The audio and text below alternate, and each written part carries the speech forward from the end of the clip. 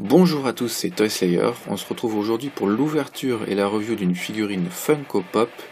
Il s'agit du personnage de Cell, tiré de l'univers Dragon Ball Z, et pour être plus précis, il s'agit de sa troisième transformation, que l'on appelle communément Perfect Cell, donc sa transformation la plus puissante qu'il a dans sa série lorsqu'il affronte notamment Son Gohan. Donc, on a devant nous une boîte Funko Pop classique avec en bas à gauche le visuel du personnage, la licence DBZ ici mentionnée, le profil. Derrière nous voyons d'autres figurines de cette collection et du même univers, notamment on voit Goku, Vegeta, Piccolo, Freezer, Perfect Cell évidemment que nous avons sous les yeux et Goku en Super Saiyajin, et c'est licencié également Toei Animation. Voilà, donc sur l'autre côté de la boîte on voit encore un visuel de Perfect Cell. Sur le dessus, le visage qui dépasse légèrement, et le dessous c'est pas très intéressant.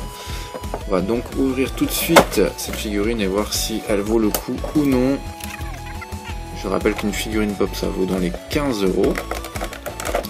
Hop.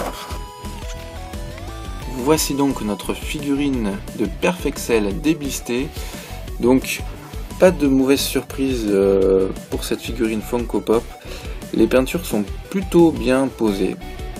Au niveau des couleurs, je trouve que les deux bandes violettes là sur les côtés sont vraiment bien sympas, avec un jaune qui correspond bien aux couleurs de son visage qu'il a dans la série. Par contre, je trouve que le vert manque un peu de pétant.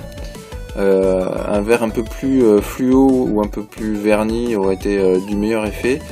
Le noir en tout cas sur la tête lui a bien un effet un peu brillant, donc ça pète bien.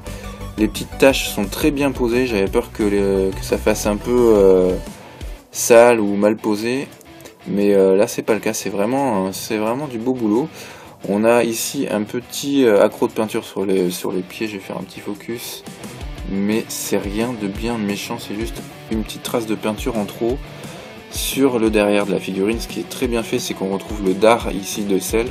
Pareil, cet effet verni aussi sur les ailes de Cell qui rappelle un peu un scarabée. Et ces espèces d'épaulettes aussi, son exosquelette est vraiment très bien fait. On voit ici les taches qui sont bien réparties de manière régulière, avec un contour assez net et précis. Au niveau des articulations, ce n'est pas une figurine bobblehead, mais on peut tourner la tête ici de gauche à droite, et ça sera la seule articulation que vous aurez sur cette figurine bien sympathique. C'est terminé pour aujourd'hui pour cette review de la figurine de Perfect Cell, une figurine donc je répète de Funko Pop qui coûte environ 15 € et que je vous recommande fortement car elle est vraiment chouette comparée à d'autres figurines DBZ que j'ai pu voir dans la même collection. Et je vous dis à dans moins d'un mois pour une nouvelle review de figurines. A bientôt, ciao.